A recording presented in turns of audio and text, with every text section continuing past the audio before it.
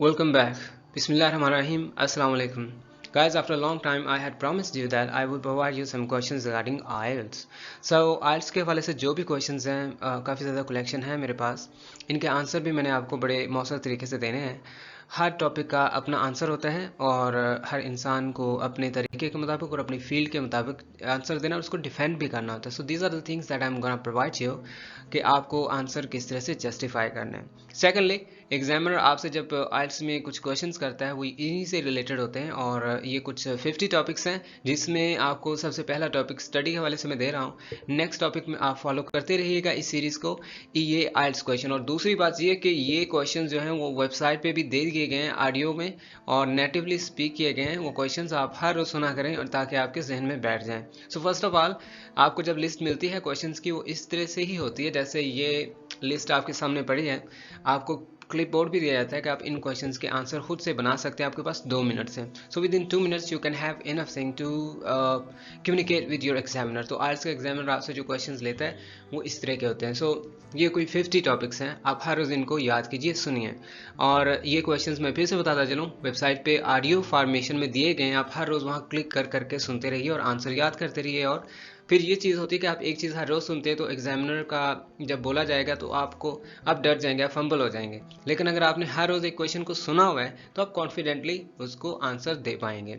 So first of all, आपसे जो question लेते हैं वो आपसे इस अंदाज में पूछता है. जब आप कहते हैं यस आई एम रेडी तो कहता है व्हाट डू यू स्टडी. पहला क्वेश्चन जैसे आपसे लेता है व्हाट डू यू स्टडी, आप क्या पढ़ते हो. Where do you study that. Why did you choose that subject? Is it a popular subject in your country? Do you like that subject? What was your first day like? Do you plan to get a job in the same field as your subject? एक चीज़ याद रखिए, जब आपको किसी question की समझ ना आए कम्युनिकेशन की तो आप कह सकते हैं सॉरी, या ये कह सकते हैं I am afraid I couldn't get you, या फिर sorry come again, sorry pardon, pardon, pardon. So with this वो आपको रिपीट कर देगा क्वेश्चन. सो ये पहला टॉपिक है. आप हर रोज़ इसी सीरीज़ को फॉलो कीजिए, ये आइल्स क्वेश्चंस, और हर रोज़ क्वेश्चंस को फॉलो करते हुए आंसर जानते रहिए. स्टे इन टच विद ये इंग्लिश. Thank you. जैसे कि आपके सामने एग्जामिनर बैठा है, आप बैठे हैं, आपसे पहला सवाल लेता है तो आपसे कहता है what do you study. So what answer should B. So what the answer should be, you should have answered them that I study English as a language of human from an online institute. अब हो सकता है आप कुछ और पढ़ते हो सकता है आप ऑनलाइन ना पढ़ते हो, तो डिपेंड करता है आपका आंसर क्या होना चाहिए. Where do you study that? I study English from an online institute named E-English. They teach us on audio video call.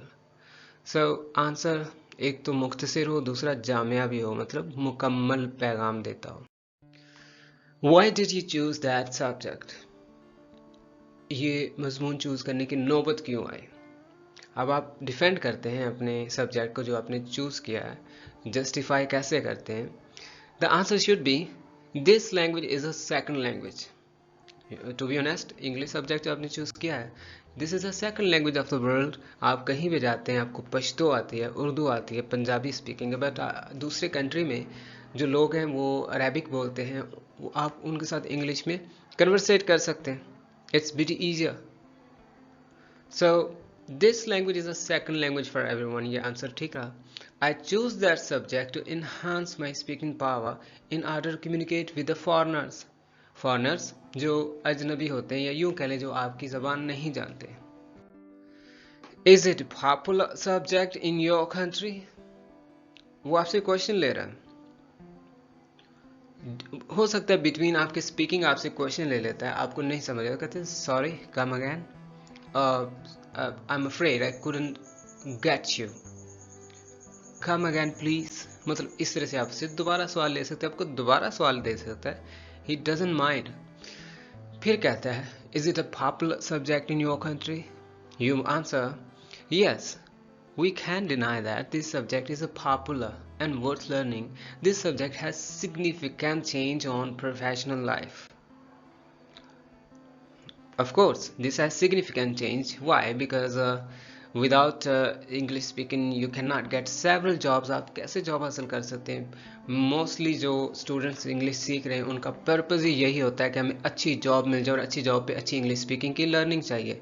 सो फिलहाल जो आपने आंसर दिया था कि आपका फेवरेट सब्जेक्ट इंग्लिश है या आप जो पढ़ रहे हैं वो इंग्लिश है, उसमें आंसर आया कि क्या ये सब्जेक्ट पॉपुलर भी है. ऑफ कोर्स, जो ऑब्जेक्ट और सब्जेक्ट आप पढ़ रहे हैं वो पॉपुलर इसलिए है क्योंकि वो सिग्निफिकेंट चेंज रखता है हमारी प्रोफेशनल लाइफ पे. अगर हम वो इंग्लिश की कम्युनिकेशन नहीं करेंगे, ऑफ कोर्स हम जो है जॉब भी हासिल नहीं कर सकते. That's why it has a significant change. It doesn't have change, it has significant change on professional life. Do you like that subject? To some extent, मतलब किसी हद तक, I like this subject because it helps me to communicate with the people who don't know my language.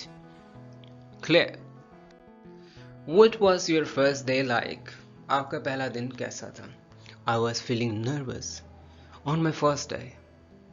So my friends and teachers cooperated me very well.